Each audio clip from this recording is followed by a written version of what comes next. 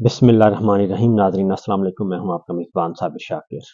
4 اکتوبر اور ہفتے کا دن، تازہ ترین خبریں، اطلاعات اور تبصرے، پاکستان کے حالات و واقعات اور سیاسی صورتحال کا لیتے ہیں جائزہ۔ آزاد کشمیر ایک عوامی انقلاب، عوامی تحریک اور عوامی طاقت کا مظاہرہ ہوا اور بالآخر عوام جیت گئے، اور بالکل نہتے کشمیریوں نے یہ تحریک شروع کی، اور اس میں کوئی لیڈر نہیں تھا، کوئی سیاسی جماعت نہیں تھی، بلکہ کشمیر کے عوام تھے۔ یہ آپ کے سامنے میں ایک تصویر رکھتا ہوں، اس کو ذرا غور سے دیکھیے گا کہ ریاست کسے کہتے ہیں، ریاست کون ہے؟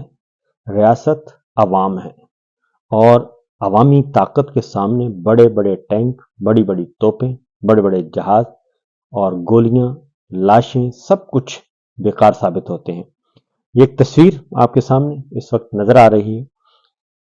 29 ستمبر کو تحریک شروع ہوئی اور اس سے پہلے الٹیمیٹم لیا گیا، لیکن ہمارے طاقت سے اور گھمنڈ سے بھرے ہوئے حکمرانوں نے اس کو لفٹ نہیں کروائی اور کہا کہ یہ عوام ہمارے ساتھ کیا کر سکتے ہیں، یہ 2 ٹکے کے لوگ ہیں اور ہم ان کی باتیں کیوں مانیں، ہم اپنی مراعات کیوں ختم کریں، ہم ان کے سامنے کیوں جھکیں۔ لیکن ان کے مطالبات بڑے جائز تھے اور عام آدمی کے تھے۔ 29 ستمبر کو یہ ہڑتال شروع ہوئی اور کشمیر مکمل طور پر بند ہو گیا۔ 29، 30، 1، 2 اور 3، 5 دن یہ بھرپور سٹرائک رہی اور مکمل طور پر تمام مارکیٹیں بند، کاروبار بند، پہیا جام، شٹر ڈاؤن، اور گھر میں کوئی مرد نہیں تھا اور سڑک پہ کوئی عورت نہیں تھی۔ خواتین نے گھروں کو سنبھالا اور سڑکوں پہ احتجاج کیا آزاد کشمیر کے عوام نے، اور اس میں پھر طاقت کا بھرپور استعمال کیا گیا۔ 26 نومبر کی طرح گولیاں چلائی گئیں، 9 مئی کی طرح فالس فلیگ آپریشن کیا گیا، اور تقریباً 9 سے زیادہ، 10 سے زیادہ کشمیری جوان جو ہیں وہ اس تحریک کا حصہ بنے اور انہوں نے جام شہادت نوش کیا اپنے سیاسی اور شہری حقوق کے لیے۔ لیکن ان کی اسٹریٹجی اتنی اچھی تھی کہ انہوں نے یہ تہیہ کیا ہوا تھا کہ لاشیں گریں گی، ہم وہیں اٹھائیں گے، وہیں ان کے کفن کا انتظام ہوگا، وہیں جنازہ ہوگا، اور اس کے بعد 4 لوگ جائیں گے اور تدفین کریں گے، لیکن ہم نے اپنی جگہ نہیں چھوڑنی۔ اور ایسا ہی ہوا، اور اسلام آباد سے پولیس گئی، ایف سی گئی، رینجرز کے جوان بھیجے گئے، سب کو بھیجا گیا، اور وہاں پہ پرلے درجے کی فسطائیت برپا کی گئی، گولیاں بھی چلیں، لیکن کشمیر کے عوام نے اپنی جگہ نہیں چھوڑی، اور لاشیں اور وہیں پہ جنازے ہوئے اور وہیں پہ کفن اور تدفین کا انتظام کیا گیا۔ یہ صورتحال تھی، اور جب لاشیں گرنے کے بعد بھی کشمیر کے عوام نے جگہ نہیں چھوڑی، تب طاقت کے ایوانوں میں ذرا ہلکا سا زلزلہ آیا، اور اس کے بعد پھر اگلا کام یہ ہوا کہ کل رات ایک میسج کنوے ہوا، انٹیلیجنس اداروں نے یہ رپورٹ سبمٹ کی، وہی انٹیلیجنس ادارے جن کے سربراہان وہاں پہ ڈرا رہے تھے، دھمکا رہے تھے، جوڑ توڑ کر رہے تھے، سب کچھ کر رہے تھے، وہیں سے پھر اطلاع آئی اور تمام اداروں نے اطلاع دی کہ یہ معاملہ ہاتھ سے نکلتا جا رہا ہے، اور یہ تحریک روز بروز تگڑی ہوتی جا رہی ہے، کیونکہ لاکھوں کشمیری عوام جو ہیں وہ سڑکوں پر آ گئے۔ راولا کوٹ ہو، باغ ہو، میرپور ہو، مظفر آباد ہو، کوہالا پل ہو، وادی نیلم ہو، 8 مقام ہو، کہیں سے بھی کوئی بھی ایسا علاقہ نہیں تھا جہاں سے کشمیری نہ نکلے ہوں، اور انہوں نے اپنا بھرپور ساتھ دیا۔ اور ان کی قیادت کون کر رہے تھے؟ اصل مسئلہ یہ ہے، یہ تصویر دیکھیے گا، ایک طرف 3 نامعلوم کشمیر کے شہری بیٹھے ہیں، نامعلوم ہیں، ان کا نام بھی کسی کو نہیں معلوم، لیکن ایک عوامی ایکشن کمیٹی بنی، جوائنٹ عوامی ایکشن کمیٹی، اور انہوں نے یہ فیصلہ کیا، یہ عام لوگ تھے، عام شہری تھے، اور یہ ایک طرف 3 لوگ بیٹھے ہیں جن کا نام بھی کوئی نہیں جانتا، دوسری جانب میں ذرا آپ کو دکھاؤں تو کون کون بیٹھا ہے۔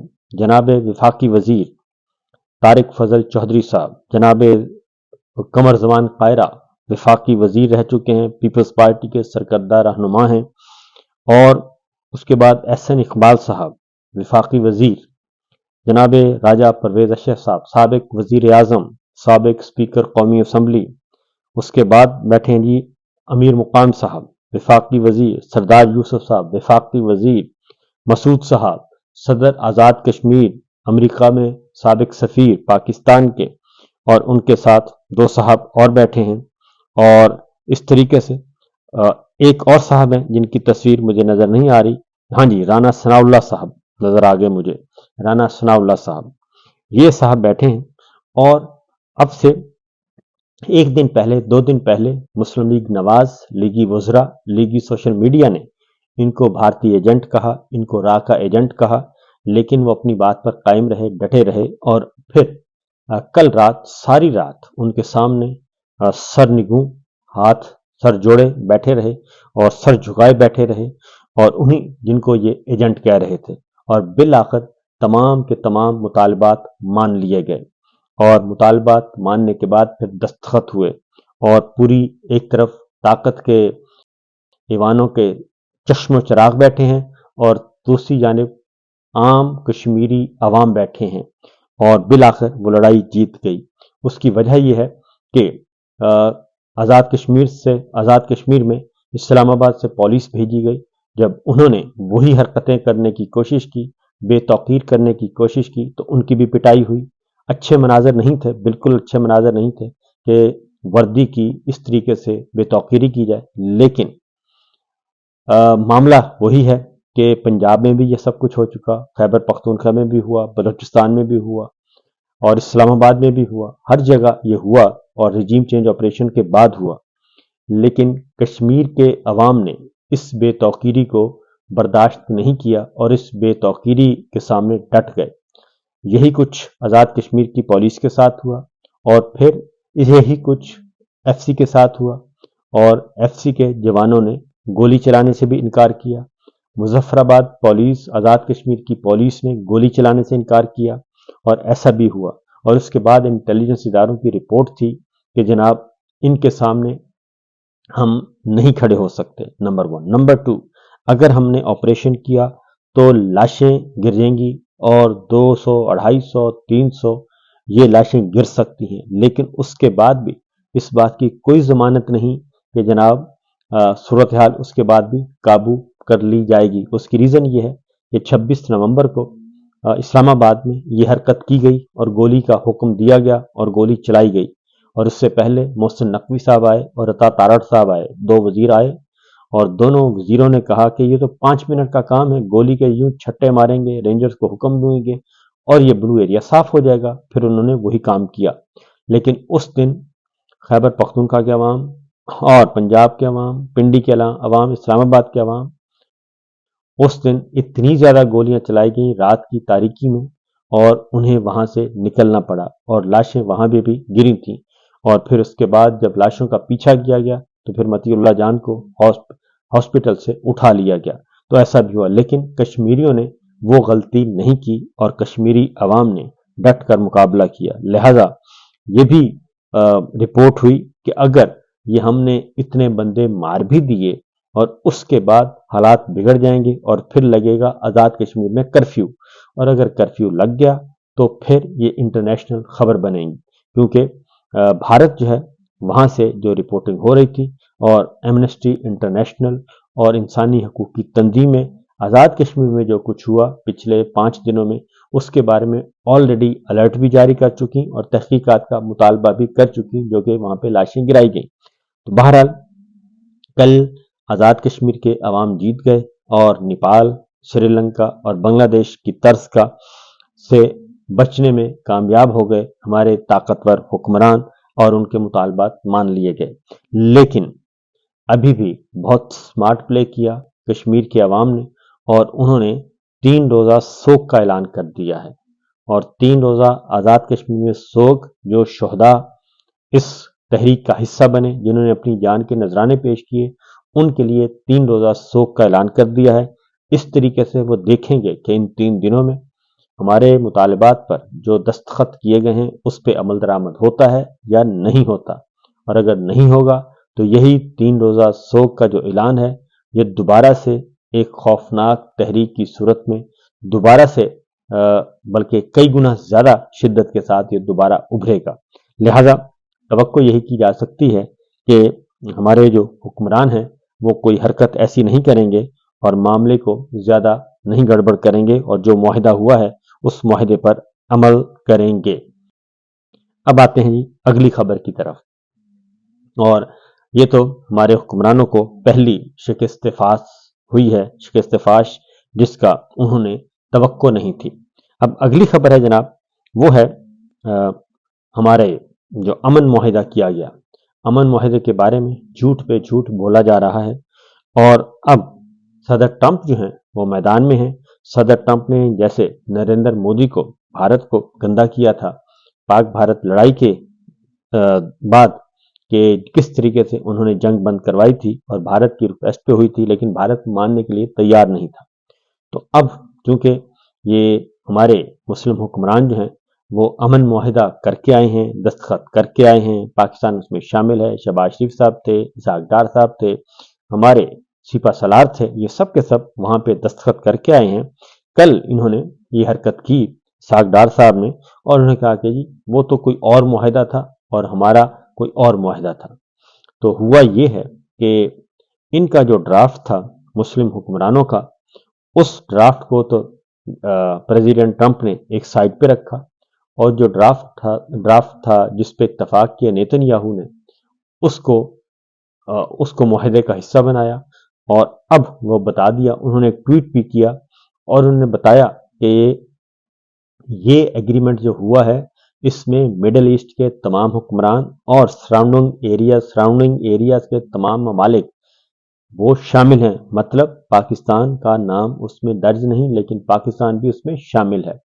और उसमें बताया कि तमाम के तमाम ने इस पे इत्तेफाक किया है और उस मुआहिदे के मुताबिक, और फिर आगे जाके उन्होंने कहा कि जो नहीं मानेगा उसका फिर हम सबक भी उसका खुद ही उसको सबक सिखा देंगे।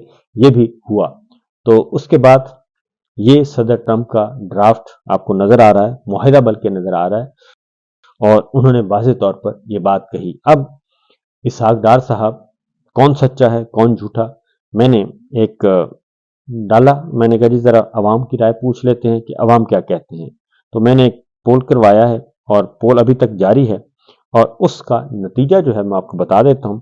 अभी तक का नतीजा इब्तदाई जो है वो आप देखेंगे तो हैरान होंगे कि सिर्फ अभी चंद घंटे गुजरे हैं। मैंने पूछा कि ये जो अमन मुआहिदा या फ़लस्तीन का या गज़ा का जो मुआहिदा है, इसके बारे में कौन झूठ बोल रहा है, ज़्यादा झूठ कौन बोल रहा है।